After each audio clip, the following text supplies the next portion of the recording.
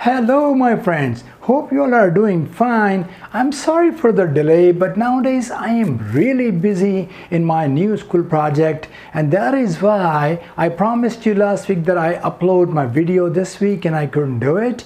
I was busy there. I'm really sorry, but now I made some time so I can upload at least this video in day or two after the editing. आज जो मैं आपको सिखाने वाला हूँ, today we're going to learn how to use verb to be, or we also call it pronouns. Verb to be or pronouns.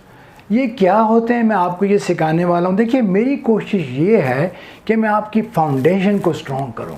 मैं आपको English को जो ना नेचर के हिसाब से सिखाऊं, स्टेप बाय स्टेप लेकर जाऊं.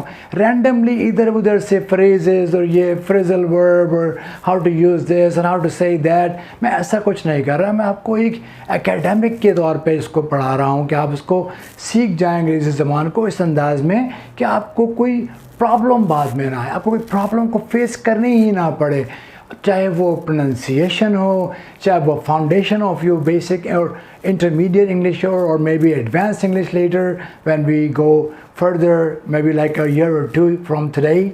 तो मैं जो है आपको ये इसलिए बेसिक से शुरू करवा रहा हूँ. मैंने आपको पहले फ़ोनिक्स इसलिए सिखाए थे. फ़ोनिक्स के वो सिर्फ इंट्रोडक्शन था. फ़ोनिक्स की तो बहुत ज़्यादा सीरीज़ होने वाली है, लेकिन मैं उसको time to time back and forth phonics और फिर रेगुलर वीडियोस डालता रहूँगा ताकि आप लोग बोर ना हों. मैं नहीं चाहता कि आप बोर हों, और मैं ये भी नहीं चाहता कि आपकी फाउंडेशन वीक हो, आपकी प्रोनाउंसिएशन सही ना हो, आपको ये ना पता हो कि स्टेप बाय स्टेप इंग्लिश कैसे प्रोग्रेस करती है. तो इस तरीके से मैं कोशिश ये कर रहा हूँ कि मैं आपको एक सीरीज़ में लेके चलूँ. तो फ़ोनिक्स के बाद जो मैं पहली चीज़ ज़रूरी समझता हूँ उसको मैं समझता हूँ वर्ब टू बी, यानी I, you, he, she, it, we, you and they. मैं चाहता हूँ आपको ये पता हो कि ये वो चीज़ें जो इंग्लिश में हर जगह हर वक्त इस्तेमाल होने वाली हैं. इसके बगैर हम इंग्लिश बोल ही नहीं सकेंगे. इसलिए मैं चाहता हूँ कि इसका कॉन्सेप्ट थोड़ा सा मैं क्लियर कर दूँ कि ये क्या हैं, कैसे यूज़ होते हैं और कहाँ यूज़ होते हैं. और कहीं पे हम आई भी बोल सकते हैं, कहीं हम यू भी बोल सकते हैं, ही, शी, इट भी बोल सकते हैं, और कहीं हम नाम भी ले सकते हैं. ये इसको बोलते हैं रिप्लेसिंग वर्ड्स.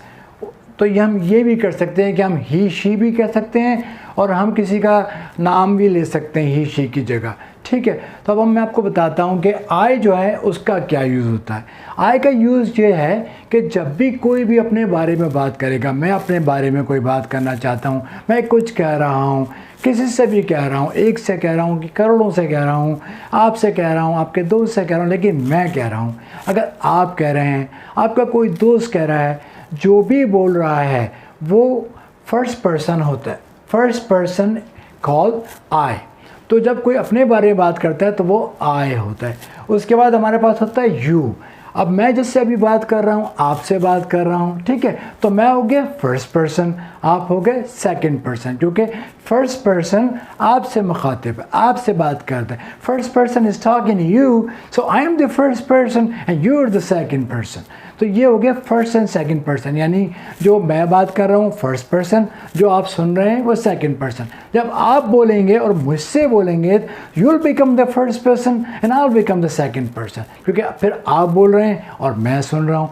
तो ये तो कॉन्सेप्ट हो गया आई और यू का. अब आ गया यहाँ पे ही. ही क्या होता है? ही बेसिकली थर्ड पर्सन होता है और वो मेल होता है. वो किस लिए थर्ड पर्सन होता है कि फ़र्ज़ करें हमारा कोई दोस्त है जिसका नाम है अहमद. मैं आपसे बोलूं यार अहमद बहुत दिन से दिखाई नहीं दे रहा, तो फर्स्ट पर्सन मैंने, सेकंड पर्सन आपसे पूछा, थर्ड पर्सन अहमद जो कि मेल है उसके बारे में पूछा, वो दिखाई नहीं दे रहा, बहुत दिन हो गए, नज़र नहीं आया. तो उसको इंग्लिश में कैसे कहेंगे? मैं आपसे बोलूँगा have you seen Ahmed? I didn't see him for long time.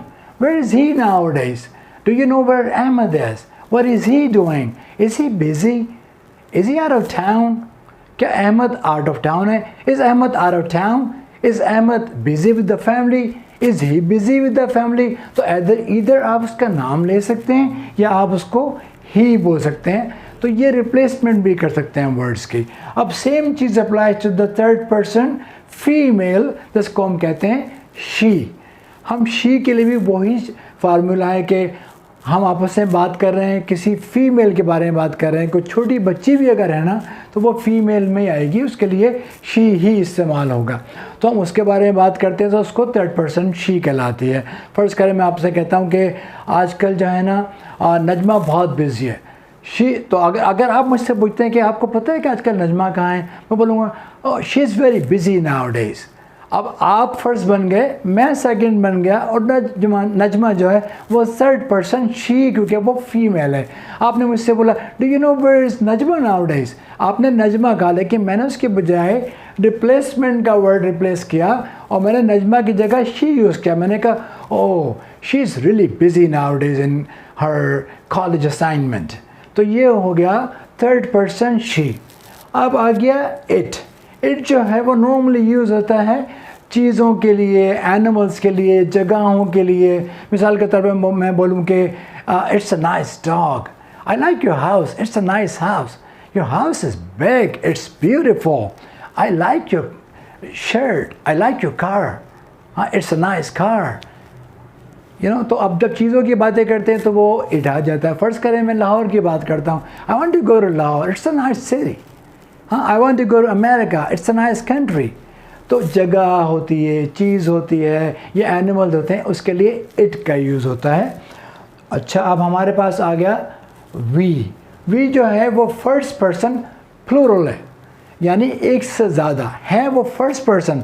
हालांकि वो एक से ज़्यादा हैं, लेकिन वो वी है, प्लूरल है, सिंगुलर नहीं है। वो एक से ज़्यादा दो भी हो सकते हैं, पाँच भी हो सकते हैं, 50, 100, 1000 भी हो सकते हैं। फ़र्ज़ करें मुझे अचानक कोई दोस्त मिल गया और हम 10-15 दोस्त मिल के कहीं जा रहे हैं, वो मुझसे बोलेगा where are you guys going, where are you going, where are you guys going, where are you guys up to, where are you going, और where are you guys going. तो मैं उसको बोलूँगा we are going to have a cup of tea, or we are going to see our friend, he's sick, or we are going to watch a movie।